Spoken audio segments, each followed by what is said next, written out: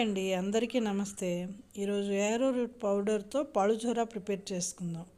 దానికోసం 1/2 లీటర్ పాలు పెట్టుకొని దాంట్లో కొంచెం షుగర్ వేసుకొని పాలు మరుగుతూ ఉండగా ఇలా యారో రూట్ పౌడరు కొంచెం వాటర్ వేసుకొని గరిటతో ఈ విధంగా మిక్స్ చేసుకుంటే ఊరికే మెల్ట్ అయిపోతుందండి. ఇది ఒక దుంప జాతికి చెందింది.